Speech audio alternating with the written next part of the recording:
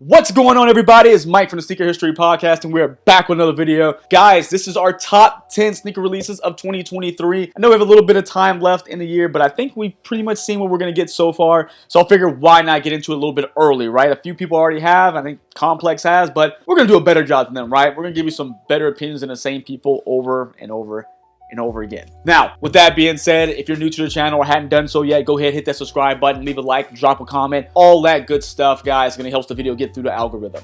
And if you don't like my top 10 or you have a different top 10, don't freak out. Just put it in the comments, guys. Let's talk about it. That's the beauty of sneakers. We all have different opinions, different thoughts, different things we like. So I don't expect anyone to have the exact same list I do. That would be silly. Now, with that being said, let's get into our number 10, and that is going to be the Jordan 1 Low in the Yearly Rabbit color. Now, this sneaker was limited to 5,000 pairs, guys, so it's very hard to get, so probably not as many people saw these, or at least in hand, that is. This sneaker was very well executed. The grays, the kind of, the tans, the cells, the furry laces, really was a well-done sneaker. I just wish it would have been more accessible to more people.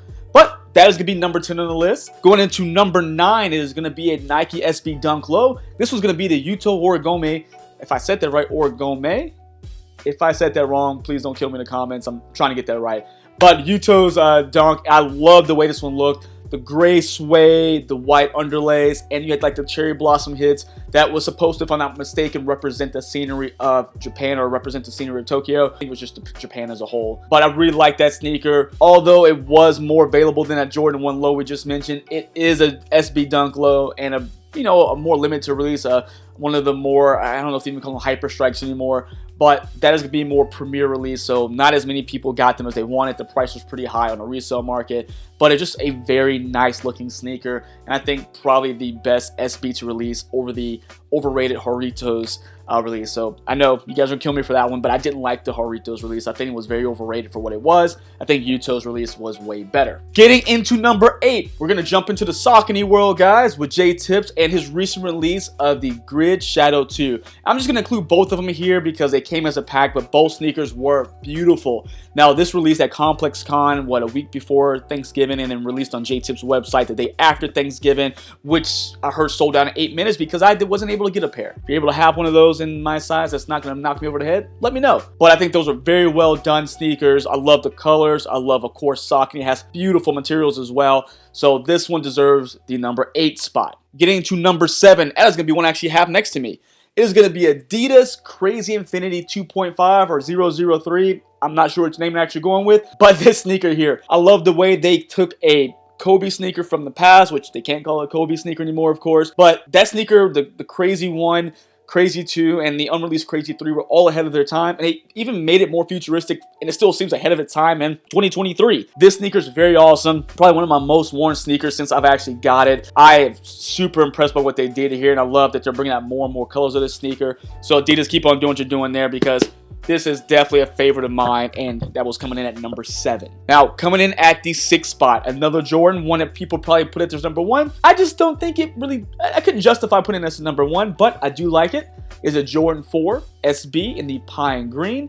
Now, this sneaker, again, I love the details of putting the different skate-friendly pieces on it, like the better shape. I've heard it was a softer insole setup, softer sole in general. So I really love how they really made a better shape and better constructed sneaker. I just don't think for what it was, it deserved to be number 1. But again, that is my opinion, because clearly I love Jordan 4s.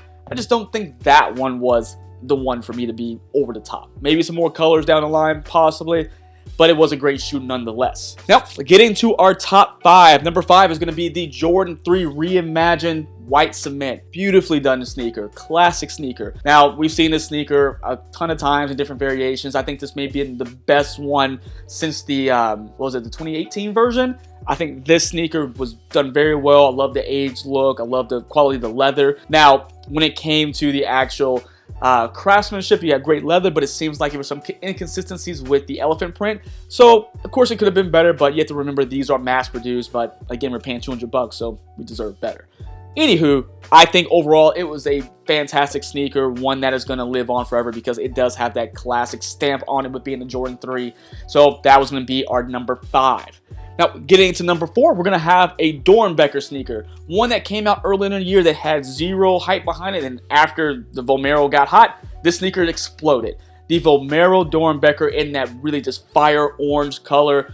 I love that palette. It's very bright. And the Vomero is a really cool sneaker. I actually have a pair if you guys didn't see. I reviewed it a few months back. But that is just an awesome shoe. I love just the colors, the brightness of it all, because it took what the Vomero is a boring sneaker and gave it some spice. And I think that's a very, very nice shoe. And if you remember it, I think you would agree it's definitely a top 10 sneaker of the year.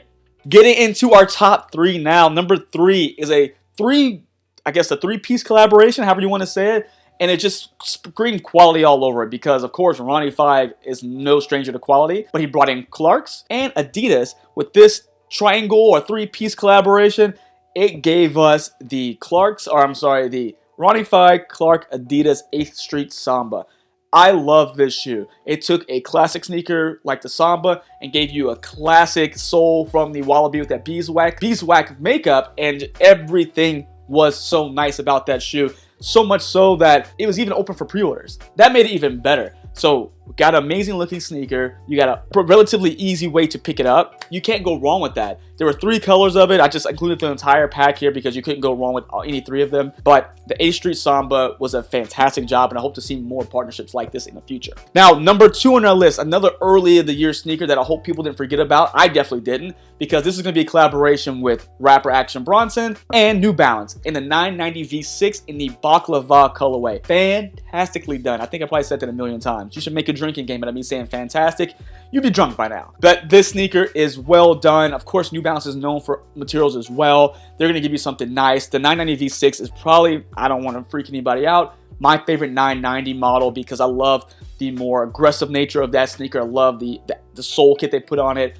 And this one done so well. I'm, again, still hoping to get a pair of these one day. Maybe if the price is right, but man, that was done well. Now, before we get into number 1, we're going to get into our honorable mentions, which is going to start off with a recent release that no one got, the Kobe 6 Reverse Grinch. Now, this just shock dropped those sneakers to everyone's, pain and just anger. Seems like not many people hit on it. I heard there were 40,000 pairs, so yeah, okay, good luck with that, I guess. Next up is going to be a sneaker that myself is one of my favorites of all time, and it just released after just a long hiatus, and that was going to be the Jordan 12 Cherry. Can't go wrong with that one either. Next up, Jordan 3 J Balvin was another just clean sneaker that I think was great for what it was. I don't think it cracked the top 10, maybe a 12, 13, but I think I love the way it took that very nice neutral base and put those sunset colors. Very, very nice there. You're going to also have the size and Nike Air Max 1.